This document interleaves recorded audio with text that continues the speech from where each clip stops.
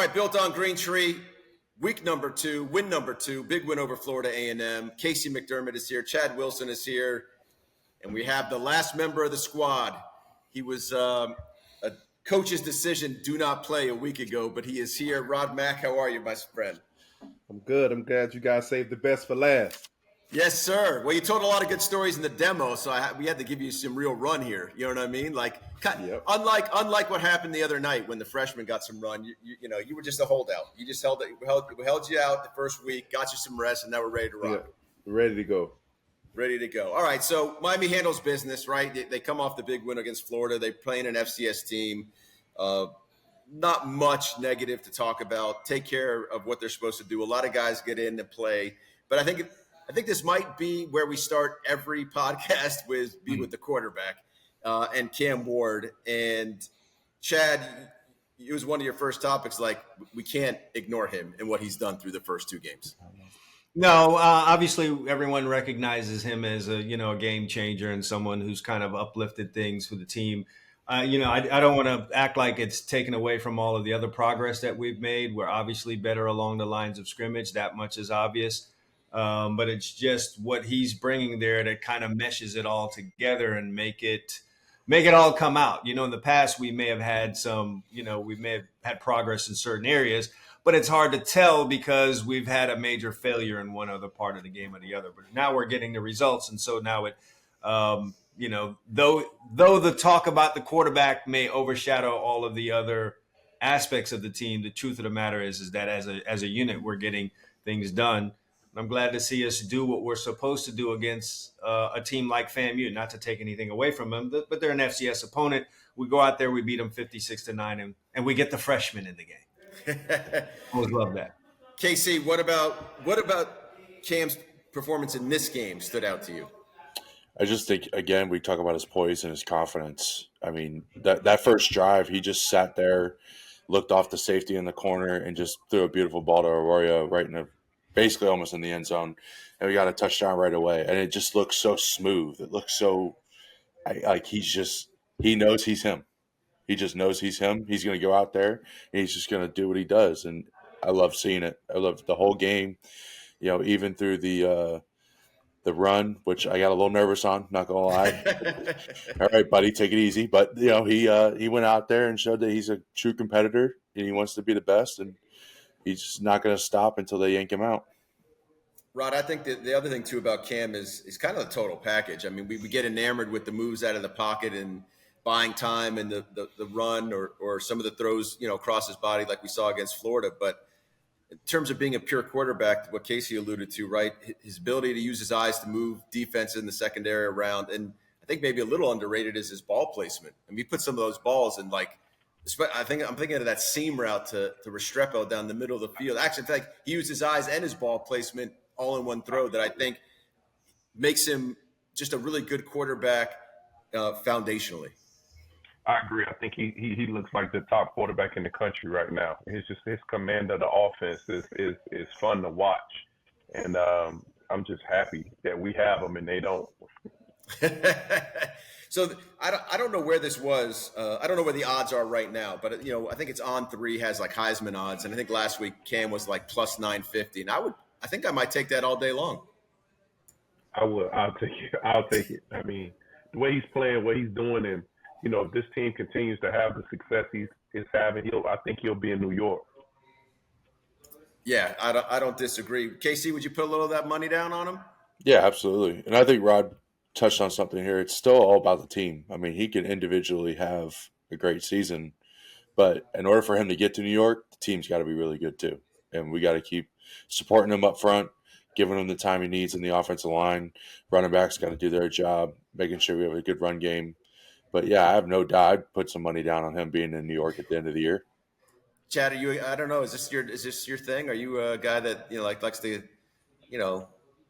invest in things for entertainment purposes? Well, I mean, I got a whole podcast doing predictions every week. We do preseason shows and all that good stuff. So yes, right indeed, up my alley. And for $950, I would definitely jump on that. If you have a big part in the resurgence of the University of Miami and reintroducing them to, the the big part of college football, and not an also ran, you're definitely going to be in the Heisman race. And, if you win the ACC and you're in the college football playoff, I'm not sure how the Heisman announcement falls in line with the playoff this year. I haven't looked that far into it. I think it had been previous. I think in most years it had been previous. Yeah. So, if you win the ACC and we're a top seed, you're going to get some votes. You're obviously going to have to fight a Carson Beck at Georgia or something like that. I mean, people mentioned Shadir Sanders.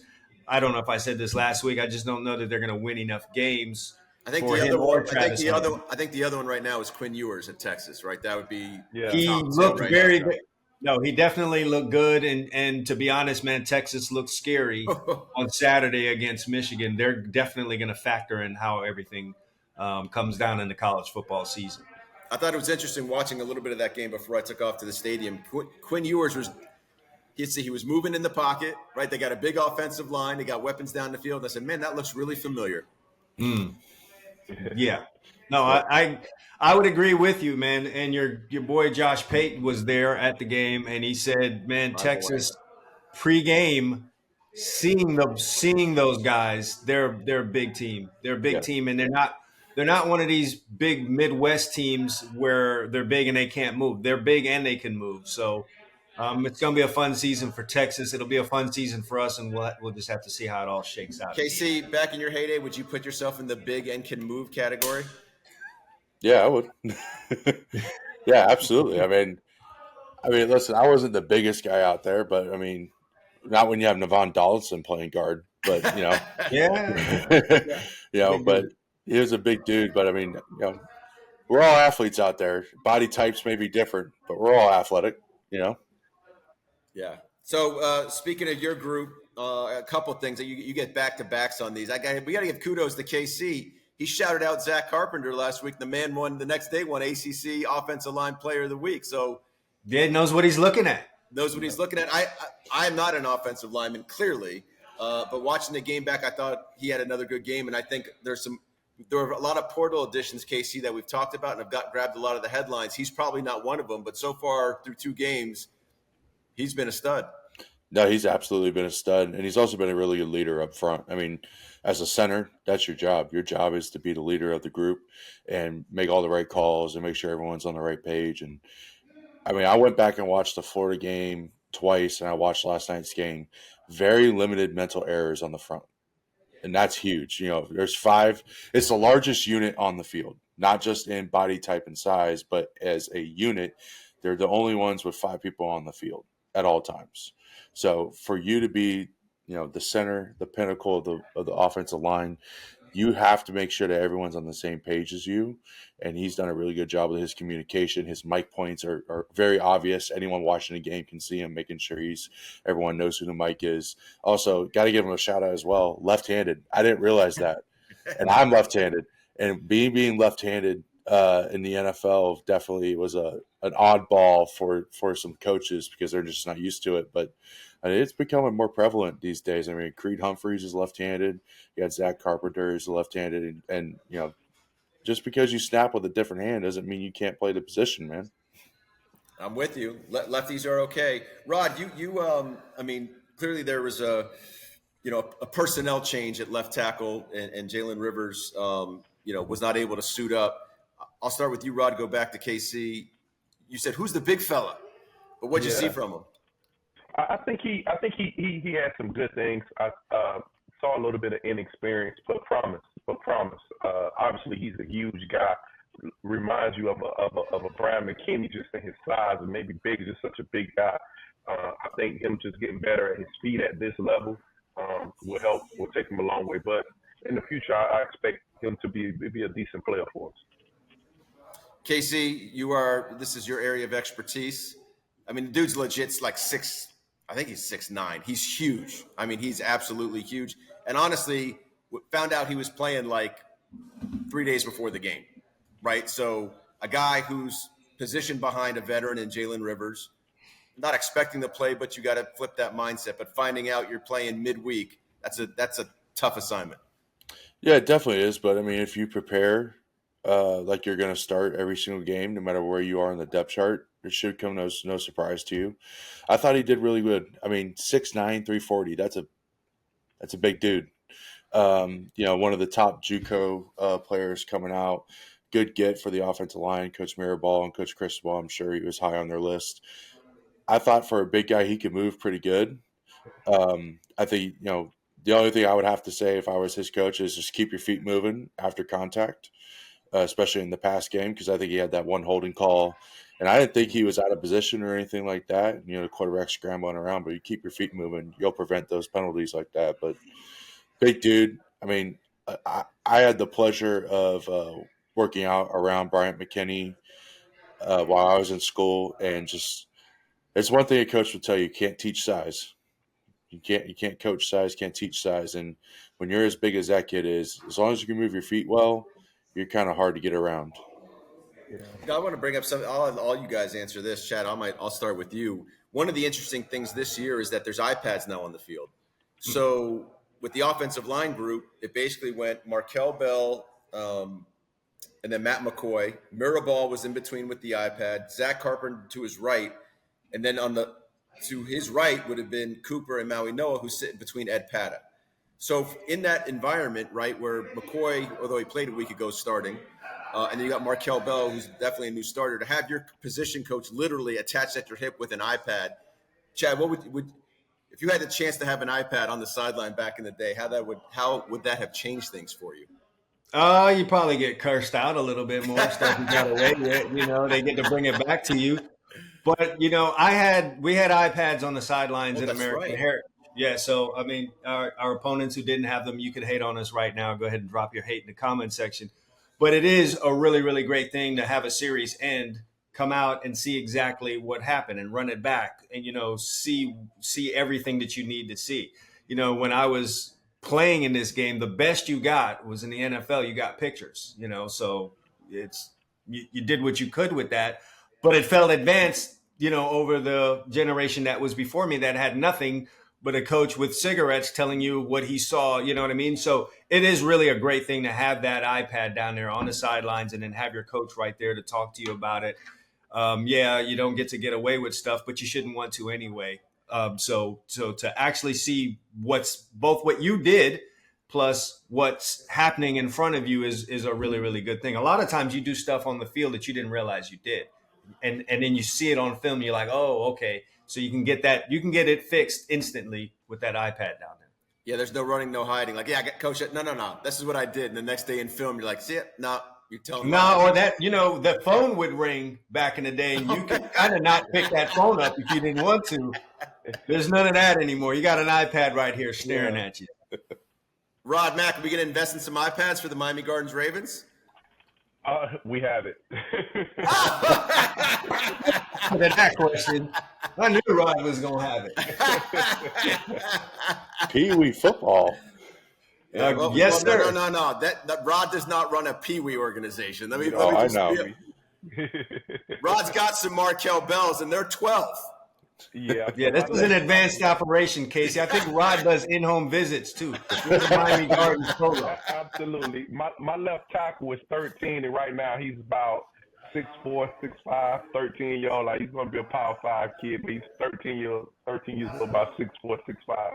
That's correct. We need a name. We need a name, Rod. There's no recruiting violations on this. We need a name. His name is Emerson Walker. He's going to be a very, very big, good kid. Move his feet well. He's huge, man. He's slim. He's built more like how the offensive lineman of today is going to be built. He's slim.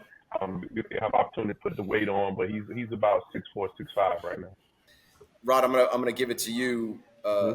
Casey wanted to talk about this as well, but I was impressed with Damian Martinez, not because I think coming in it was 6 foot 230-pound power back, but I saw some things out of him really in all the backs. Fletcher's a big back, and even Jordan Lyle, that they're shifty. They're shifty in the hole, and obviously Martinez was able to break free. I know it's against FAM, but was able to break free and score the big touchdown. So go ahead. I didn't get your question. What you wanted to ask me? Oh, because I didn't really ask one. I did the ultimate. He's putting it right back in my. What'd you make of the running styles of the running backs? I love our big guys. Like say Martinez, he surprised me. I saw it when I went to practice a few times. For a big guy, he can move. Reminds me a lot of a Le'Veon Bell with his running style. Very very very patient, but when he sees it, he hits it really hard. Obviously, Mark is a physical runner, and then when you have opportunity with a Chris Johnson, who's pure speed, and then the Jordan Lyle, who I think is a combination of power and speed and great balance, we have a really good room of running back. You must have you had an early read on Jordan Lyle, right? Seeing him going up against your son. Yeah, I watched them every Friday night. I had opportunity. I watched them. I watched them from youth football, obviously, but from He was JV. one of yours too. No, he was not. I tried very hard. Trust me, I couldn't get the in-home visit, but he was. But really, really, really talented kid, and to watch him grow and what he did last year in high school, man. They didn't talk enough about him. It was phenomenal, man. He was very, very. Miami got one when they got that kid. Very special running back. Chad, I don't remember your last year at Heritage, but were you there with Mark Fletcher? No, he came after me, man. But we had we have a running back that's in the NFL there, and Khalil Herbert. So I've definitely seen him. Backs that could run. But no, Mark came after me. I certainly, what I will tell you about Mark is I used to make highlight videos, and the coach at Davie every year would give me his highlight videos for like 3 years in a row to make highlight videos of some of his kids, and I would do the games in order, and they would always play Plantation at the end. And so I would go through, fall in love with this team, and say, this is the year that they get it all done. And sure enough, I'd get to that Plantation game, and they couldn't stop Mark Fletcher. He'd run crazy on them each and every year. You just couldn't do anything about it. And that was my intro to Mark Fletcher way back then. Now he was a much smaller kid, and I would not have projected him to be the size that he ended up being in high school and now in college. So to come back, I missed those last few years of Little League, came back to high school and said, what happened? And he kept all the shiftiness and everything else. So very dangerous combo when he added the weight to what he had. I'm going to say this, Casey, and you take it from here. We'll talk about Fletcher here for a second, but I know you want to talk about Damian Martinez, but Fletcher looks sharp. I mean, coming off the injury he came off, that's not a fun injury, dealing with the foot, but he looks like he's got a burst in his step and is accelerating through the hole. Absolutely. And I think that's something that we've been seeing from him, through high school and into his college career. Unfortunately, with the injury at the end of the year last year, people saw it as a setback. And then, I know there was some speculation of like, oh, they're bringing Damian Martinez. What's Fletch going to do? And hearing what I heard from sources that Fletch wanted Martinez there so he can learn from an experienced back who's been a multi-thousand-yard rusher, just made me excited because it's like this guy wants to be the best. Got me. Someone wants to make you. Someone needs their highlight tape made.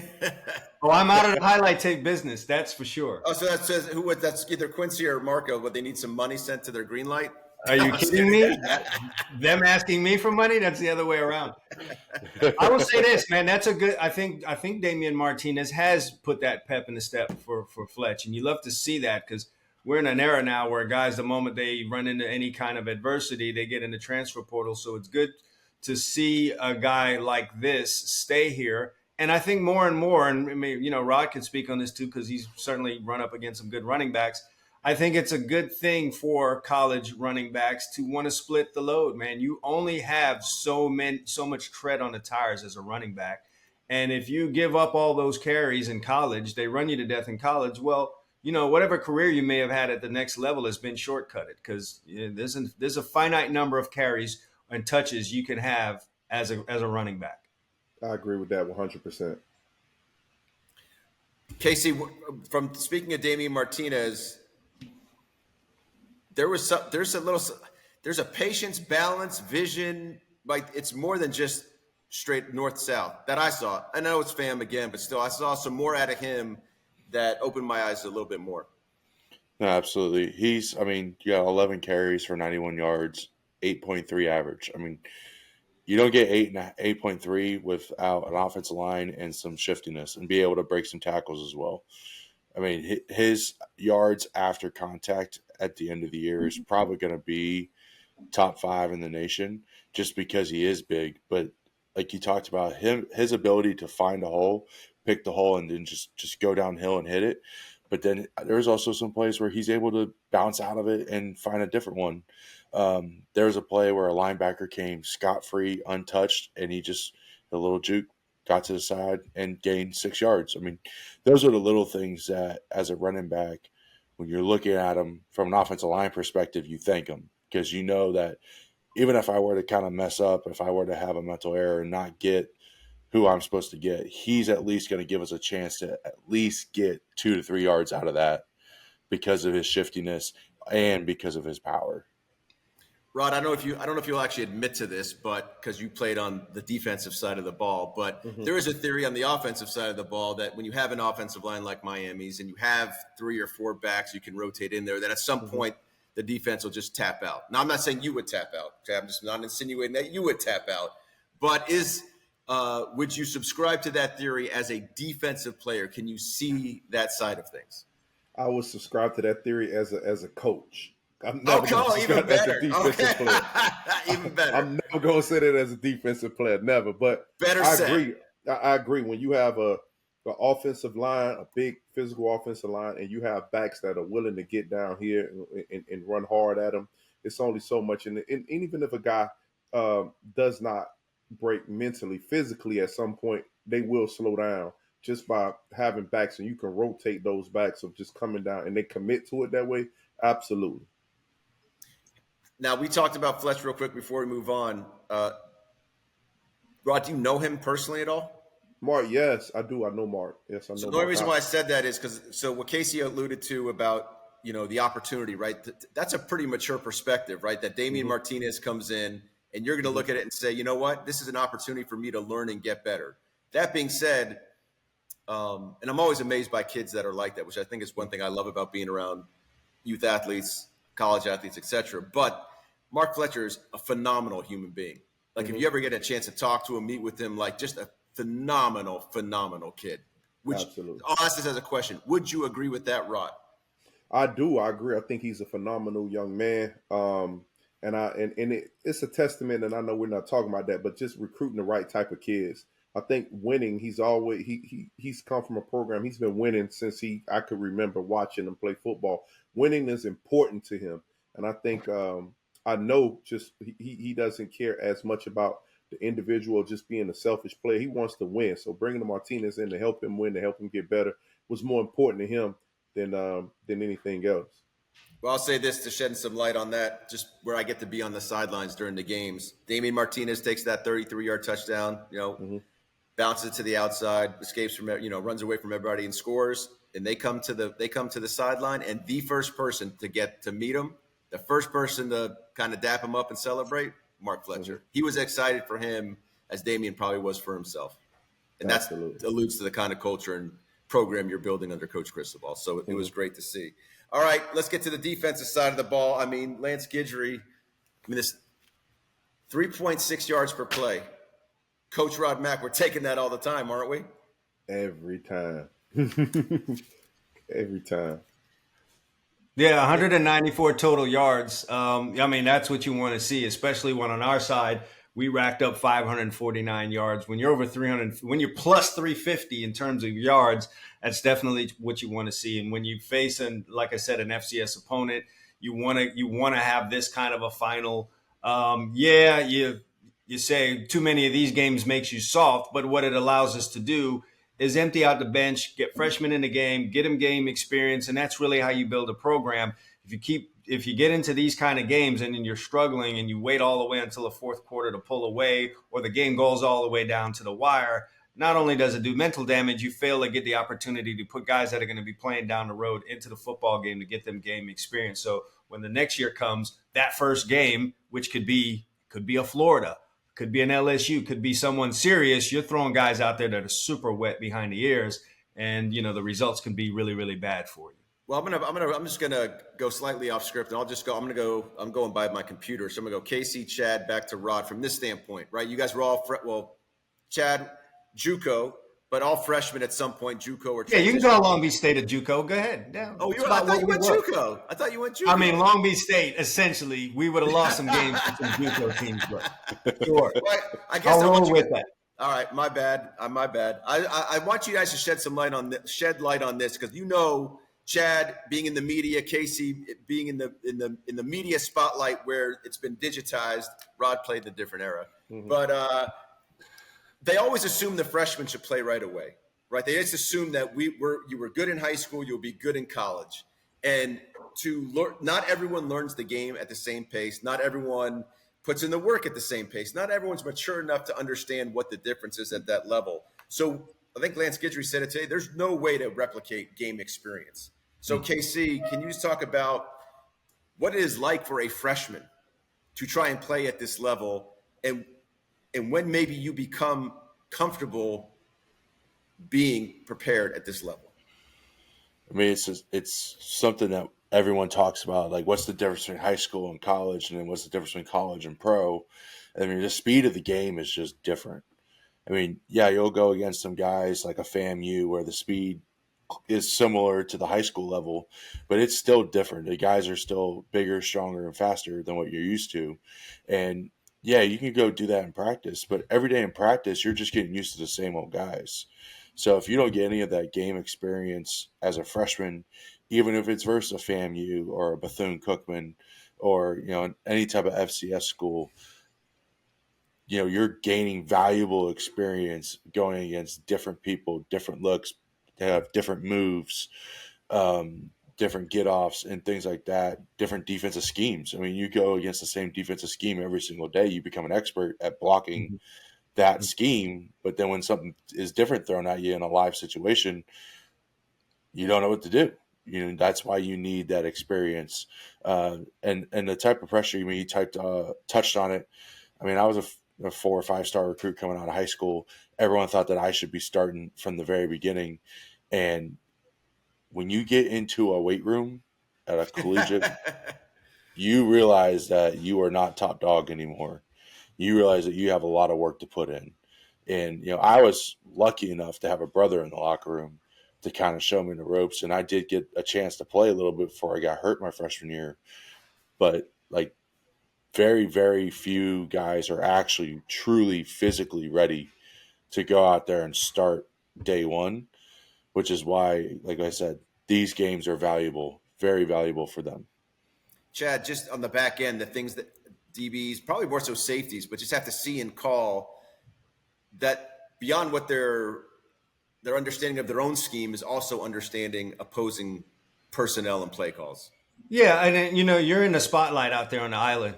So you could be in practice every day, and like Casey said, you're going to get used to the guy that you're going against. You're going to have some familiarity with the offense that's being run, but there's nothing like going in that game. And look, it's the whole process. It's the whole game day ride. It's the whole coming out into a stadium, especially if it's an away game to kick off the year. I don't care where you are. My first game at Miami was Iowa. It was not my first college football game. My first college football game experience prepared me for anything. It was Clemson. We were Long Beach State. They ran back the opening kickoff. It was loud as hell. I lived through that. So the Iowa game wasn't that big of a deal, but it was different than at all of the practices and everything else. So if I throw that into a freshman's head, that's totally different, So you got to get used to the things that are not football. Just playing in front of a different crowd, lining up in front of a different person that you're not exactly sure about. So being able to get that stuff out of the way as a freshman on the back end of a game makes you feel better, when you get into it, and especially for a defensive back where, hey, man, you make a mistake out there and it's a 60, 70-yard touchdown. It's really, really good to get those guys in the game and get their feet wet, so to speak. I see Rod just shaking his head. Yeah, because I can remember that. I think what everything you guys said was absolutely true about, body development, being prepared for the different crowds, but also a lot of the kids aren't taught the game the same way. So a lot of these kids may come to college and not have an understanding of what just the basics of football at that level. I remember coming to college. I played early, so I remember my first college game as a freshman. We played UCLA, and you talk about not being physically ready. My first college snap, I lined up against Jonathan Ogden. That was my first snap in college against Jonathan Ogden. You know what I mean? So not even being. How'd that go, by the way? We have video. We need to pull that up. No, leave that one alone. Hey, so that was my We have, first. we have to go to the library and get that off microfiche or something. Hey, man, however we need to do it. And like, coming from Dade County, and offensive linemen are maybe 6'2". You see a 6'3" guy, you think he is big. And my first time run on the football, I see Jonathan Ogden. I had never seen a human being that big at the time. So just lining up against Jonathan Ogden and just understanding the game at that level. My second game was against FAMU. And I can remember calling the defense. I'm nervous. I'm calling the defense. And coming from high school, my mouthpiece dropped out of my mouth. You know, we had the mouthpiece that just popped. And so I turned to the ref. Was like, hold on, ref. I dropped my mouthpiece because in high school, you can't play without a mouthpiece. And he was looking at me like, what you want me to do? You better play.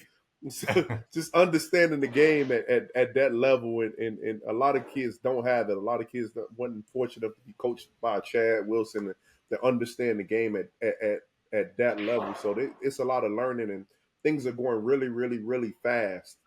Because not only they come from a state where you were just playing football to now you have to remember defense and assignments, and you talking to yourself up until the ball is snapped, trying to remember what you have to do. So it's just different in that way for a lot of freshmen. So Wesley Bassett played your position, made an insane interception, and I don't know if Rod ever had a highlight like that in his reel. Yeah, you got one of those? Yeah, I got. You got one of those? You got one of those? I have an interception. You got one of those? You got one of those? No, I have an interception. All right. But more so, Rod, I talked to Wesley before the year, and he just talked about year 2 in the same system, right? And how he feels so comfortable in it, knows it like the back of his hand. Lance Guidry talked today that he's playing free. So maybe to expand a little bit specifically to the linebacker position of what that means, because that goes back again to a guy like Wesley Bassett comes out of Central, right? High-end recruit. Mario gets him in his first class. And then people start wondering, well, how come he's not what we all think he should be? Well, football doesn't work like that. Well, especially when you're playing in a new defense. Like I said earlier, man, and playing linebacker, you are the quarterback of the defense. You have to make the calls. Playing linebacker, I always say we are the smartest people on defense. We have to know up front and the coverage behind you. So when you learn in a new defense and you're new to the system, everything has to be thought about. Nothing is just second nature at that point. So you calling out the front. You got to remember what you have to do as well as everyone around you. So it takes time to get used to that for some guys. And you can see Wesley now is moving like he did at Miami Central. He's flying around. He's being physical. He's just playing. Like Chad said, sometimes you do things on the football field you don't even know you did till you watch film because it becomes second nature. And so now he's at a point where he could just play. He don't even think about it. He's just moving. And the things that a linebacker, I think, again, which is why I have all you guys here doing this, is that I think sometimes they think they break football down to some really simplistic tasks, right? Blocking, tackling, passing, running, catching. But if you're a linebacker, and you know this way better than I, Rod, right? Alignment of personnel, formations, run fits, all that stuff that comes into it that I don't think most people understand beyond it. In each call is different. And your assignment is different. Your responsibility is different. And then it might change based on what you see. Absolutely. So when you lining up at the linebacker based on the defense, you first have to make sure that you are aligned properly. You want to make sure the guys in front of you are aligned properly. So that's just, you have to have a run assignment that you have to know what you're doing based on the defense and what you're seeing from that offense. And then on top of that, you have to know the coverage that I'm at. So if they pass the ball, where do I drop? Who's my responsibility? What do I need to do? And who am I communicating with? Are we banjoing this guy? What are we doing? So it's a lot that goes into that. And if your first time doing it in that defense, you're thinking about all of this up until the ball is snapped. And the further you go along in the defense, now you just react and it comes second nature and you could just play. And then they shift the tight end and send somebody in motion. And then it all changes again. Now everything's a mess. Or you're a guy that's going on a blitz and someone like Casey calls it out and lets everyone know that you're coming. That sucks. So it's tough. I'll secondhand that for Rod. My smartest guy on defense when I was a defensive coordinator had to be my Mike linebacker, or we just weren't going to be that good. I know Lance Guidry puts a lot on the safeties, Chad. How important is that from that perspective? And now he's got a guy like Mish Powell who's maybe not played in this defense, but has played a lot of football, and what you can do back there as the communicator who sees it like all in front of him. Very important. I mean, they have the best look at what's coming out offensively, from their vantage point. The guy that's standing back there, he has the Madden view of what the offense is doing. So it was important to have a guy with experience. Like I said last week, I was concerned about the safety spot because of the two guys that we lost there, not against the two guys that we had there. It's just we lost something really serious in those two guys that were there. And so far, it looks like, these two guys have just picked up right where they left off. So I've been impressed with them. I've been especially impressed with Harris. I would say out of the three units, Tyler Barron's been the most impressive for me on the defensive line. Wesley's been running around these first two games. He's been the most impressive in the linebackers. And then, Harris for me in the secondary. Not to take anything away from anyone else. Those are just, in my eyes, the guys that have stood out in each individual unit. But the safeties have to play well, and they have, and that's why we're sitting here at a very solid 2-0. Casey, I think Tyler Barron, a little bit like Cam Ward, right? A lot of attention because the sacks and the TFLs. But like to me, he's, especially when you put on this game, he did it all. Like power rush, power move, set the edge, play the run, bend, get like, he's seemingly not a one-dimensional edge guy. Not at all. And that's what we call a three-way rusher. Someone who can go around you, someone who can go underneath you, and someone who can go right through you. And he did it all. He did all three sacks happened all three different ways. So, I mean, he's got the complete package. He's got the length. He's got the strength. He's got the moves. But I'm very excited to see when Hurricane Bane comes back, because right now you could probably get a little one-dimensional in your pass protection against Tyler Barron and have chips and running back help or slide to him. But when you have a two-headed monster like that out there when Bane comes back, that's going to be a very, very tough defense to block against. And the only answer I might have as an offense coordinator is to chip both of them, which delays two routes. So now you only got two wide receivers going out there, maybe three wide receivers versus 4 to 5. Because you're wasting a lot of energy trying to block two monsters. I got this question for you, Casey. I was watching this and really stood out to me watching this week's game. Is the way our D line is rushing. Warren Sapp always talks about hunting as a unit, and it really stood out for me this week. Seemingly, how we collapsed the pocket in a way that the quarterback really couldn't escape. So we trapped him in there for that middle push to come, not really letting him outside. Yeah, he escaped a few times. I mean, it's Daniel Richardson, even at his increased, weight. And I'm being kind to Daniel Richardson, coached against him in high school. I ain't gonna lie, on the sidelines, I did a double take. I was like, I mean, he saddled up since high school, but he still got some quick feet. But I just like the tandem rush. That really is impressive for me to watch, that guys don't really go on a solo mission, have the pocket get broken. As a DB, I hate that, to have a quarterback extend the play. Like I saw Mahomes do, and Kelsey ran a recess PE route the other night that just really burned me up to watch. I don't know if you noticed that, but what are your thoughts on that? Did you notice that? No, I've noticed that since game one. I mean, there's rush lanes, as you and Rod know. Like, there's rush lanes that they got to stay in, and no matter if you're stunting or twisting or just rushing straight, you got to stay in those lanes. And I think they do a really good job of complementing each other. Like, I notice a lot of times when Baron is about to do some sort of move, he's kind of giving a little bit of a signal to his D tackle to let him know, like, hey, I might go inside here. You got to be able to get on the outside and keep the pocket contained. And then one thing that, you brought up, Warren Sapp, I mean, the get off from the D tackles was very impressive. I mean, I thought that Akeem Mesidor's get off was lightning quick. I mean, I remember one time the guard didn't even get his hand off the ground before he had his hands in his chest. I mean, they were coming off the ball, flying. But it's all in the fact that they have a Hall of Famer as a coach. He's going to make sure that they understand you got those rush lanes, stay within those rush lanes, and make sure you're communicating with each other.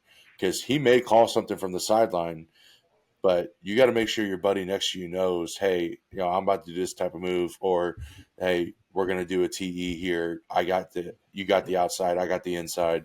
Like, make sure that you keep those rush lanes tight and contained, because like you said, quarterback that can move out of the pocket's dangerous, and I think ours did a damn good job of proving that for the Yeah. past 2 weeks. No, they're a nightmare for us back there. Yeah. So Rod, I think you mentioned Mesidor, and I heard Rod made some noise. There was some noise he made. I don't know what it was. I saw one play. Mesidor set the edge. When I'm talking about, he jacked the lineman up. He's so strong, man. And to be able to, when Bang gets back and be able to put 11 and 9 at the end and put 3 and 4 at the D tackles on some third, it's going to be illegal, I believe. Well, let's hope it's not illegal. It might be illegal for the let's make sure no trouble. Hey, we don't want any police trouble around Miami Gardens, all right? oh Lord. Hey, that lineup will be trouble. Yes, sir. I didn't think we'd get onto this topic, but I'm going to let Rod have the floor here. He wanted to talk special teams, but from a slightly different. I didn't think we would get teams in Fam Week, but it comes from this does come from a coaching perspective. So I'm going to let Rod have the floor on this. Yeah, I just thought it was interesting. Anytime I watch, teams, and I want to see what the recruiting has been like, and I want to see what the depth looks like. I want to see who's running down on kickoff team. And so if you remember when Miami was Miami and we were playing for those national championships, the guys that were running down on the kickoff team were the Sean Tellers, the Andre Johnsons, the Kellen Winslows. You had those type of guys running down on kickoff team. And then, going back, even watching Alabama when they had the Reuben Fosters and those guys running down on kickoff team. So when you're able to have those type of guys running down on kickoff team, that tells you the future of the program. So me watching Miami and to see Zaquan Patterson running down on kickoff and see, some of those other guys that we coveted, some of those 5-star guys that can be other places playing, and they flying down on kickoff, it just makes me feel really good about the program and where we headed at. So I always look at that. Anytime I watch a team and I see the kickoff team and they don't have any guys on the kickoff team, that lets me they don't have a lot of depth, and it's not what you think it is. You could cast a lot of judgment on a football team by watching their special teams play. Yep. How hard their special teams go tells you how hard they're coached and how much they care for each other.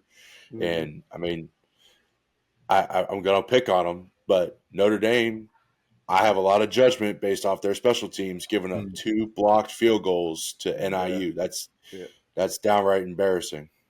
He was waiting. He told me pre-show he had to get that in, so he figured out a way to work that.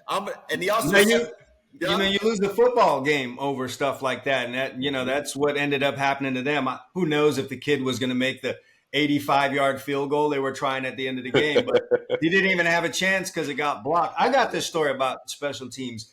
As you guys know, I played at Long Beach State, and we played Miami my last year at Long Beach State, and I was back on kickoff return, and the ball was kicked off. I muffed the kickoff return. Now, look, a kick return is not a punt, okay? You got time. Kickoff goes through my stomach down on the ground. I pick it up. Flying in the air with his hands out is Malcolm Pearson. Like, how did you get down there that fast? Hit me in the face. Luckily, I spun around. I was able to get 10 yards out of it. Now, flip to when I come over, and I just got the whole attitude of what guys had on that kickoff team. And Rod mentioned, it's the kickoff team. Just the whole attitude that all 10 guys had on that kickoff just kind of tells you. And we ended up being like the defense my senior year, and we were pretty damn good defensively. There's an attitude and a mentality that if you either got it or you don't in that group of guys that's there, and like Rod said, you'll see it. And if you have that, this team's going to be good for at least 2 or 3 years down the road. Well, 2 years nowadays because kids leave early or they, all that other stuff. Mm-hmm.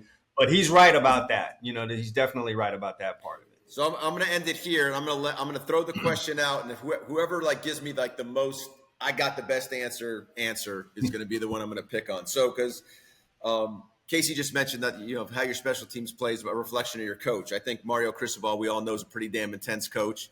I was down there last week, and he said if you were here Tuesday after the win against Florida, you would have thought we lost. Like I was up everyone's what, and not going to settle for anything less. And that probably was the biggest fear heading into this game was how would you handle success. So I want to know, in one of these similar moments, because you all three played for different coaches, do we have an intense moment from a coach you played for that will take home the closing argument of this podcast? And who wants to be the one that thinks they got the best story? From a coach? Like a coach, his intensity, or a player. I guess it could be coach or player in terms of who laid the law down. For me personally, there's a player, but I mean, Coach Ogeron was the D-line coach when I was down there. Every moment was intense with that guy. So, still is today because he's still down there. He's still down there, and when I see him down there, we talk. Who's the player though? The player was Mark Caesar for me, number 99. It's my first Florida State Miami game. We kicked the ball off. Tamarick Vanover fields it, cuts across the field. I'm going to try and cut him off because he's moving pretty fast. All right. If y'all remember Tamarick Vanover, not only was he big, he was fast. So I was concerned with him going outside. So I hopped to the outside thinking that there was someone inside of me, and that person got clipped. It was Kevin Williams, who's the safety, but he's down there all the way down there with us for whatever reason. I missed the tackle. Vanover goes for a touchdown, opening kickoff, Florida State, Miami. So I'm getting it slowly off the field. Mark Caesar meets me out by the numbers, punches me in my chest, grabs me by the face mask, and says all kind of stuff we shouldn't say on a podcast like this. But I mean, every F word twice. He invented some cuss words. He was all in my face. And I got over to the sideline. And of course, I mentioned that phone again. Whoever was on that phone didn't matter. I already got everything that I was supposed to get out on the numbers on the field. And it was great in hindsight because we policed ourselves. The coaches added a little flavor on the end, but we policed ourselves. I had to answer to, 55, 60 other guys out there on every given play, including one where I missed a tackle and the guy goes, 90-something yards on the opening kickoff. So that's an intense moment. That's what you want from your teammates. And if you get it from a coach, great. Rod or Casey, you want to chime in, or does Chad take the cake? I mean, that one might take the cake. I got a good Manny Diaz story where we're playing at App State. We're up 21-0 at halftime. We're feeling pretty good. I think McCord or I can't remember his name, but our linebacker had just gotten done ripping off their quarterback's head on a play fake. We're all just sitting in there kind of talking. Our offensive line coach comes to talk to us, and Manny stands up. Mind you, he's not the head coach. He's just a DC. He stands up on top of the lockers and starts screaming at the whole team. And we're just like sitting there going, what's going on here? He's like, you don't understand. That should be 45-0 right now, and we should be kicking their ass. It's like we were already kicking their ass, but in Coach Diaz's mind, it wasn't enough. And meanwhile, the defense is pitching a shutout, and just I think he was more trying to send the message to the offense of like, listen, y'all are toying with these kids. Like, this should not even be a 3-touchdown game right now. It should be a 6 or 7 point touchdown game right now because he just had that old school. I grew up in the 80s or watching this team. This is what it should be versus this type of team. And we ended up going out there and hanging, I think, 48 on them. So, I mean, he got his wish. Got the switch. Yeah, he got what he wanted out of it. But, I mean, I'll go back to, like, policing ourselves. We kind of did that in our own little way. And those stories probably cannot be taught. I think Manny laid the points in that game. That's what. By the way, that's one of my regrets. I can't do that in my role, but I think we were like a 4-point favorite. It was like a really low line going in there. We rolled them hard. It was like the big, we've been there. We've been to Toledo, like the two, like their biggest games ever. But I remember the App State line was super low, and it was like the disrespect. We started disrespectful. We started the game with an 80-yard touchdown. Mark Walton, right? Yeah. Mark Walton. We were power right up the middle. Just ripped it right down the middle. It's like 80 yards for a touchdown. That's when I was like, God damn it. I'm too honorable. I'm too honorable. All right, fellas, this was good. Rod, thank you. As I end with a giant loogie in the throat. Rod, great to have you here. Chad, Casey, awesome stuff. We will. It's Ball State, so we got to come with our best stuff next week. Absolutely. Yep, absolutely. Every week in the week. Oh, that's right. Casey's holding us to the standard. Hey, that's one thing. I'll go. I'll end it with two things. Hearing Mario talk at halftime about how he wasn't satisfied with how they were playing, I thought that was great. And hearing Cam talk about it at the end of the game as well. Like, hey, that first half, like obviously we're playing FAMU, we're up by a lot, but it wasn't our standard. And for them to uphold that standard in the locker room at halftime and go, listen, guys, we need to do better. And they came out and did better. They looked like a much better team at the beginning of that third quarter than they did in the end of the second. And then the second thing I'm going to end with is we're a Miami podcast, not just football. We're all Miami athletics. Right. Yeah, forgot. My wife is a Miami volleyball alumni, and we sat there and watched. We had the football game on the TV, and we had the volleyball team horns down at Texas, beat the #1 team in the nation, baby. I love Let's it. go. All right. I love it. All right. No, I love Shout that. out. Yeah, I love we go. that. For Good sure. stuff. For Good sure. stuff. Yeah. That's the way to go out. All right, fellas, we'll talk next week. All Go right. Canes. All right, go Canes.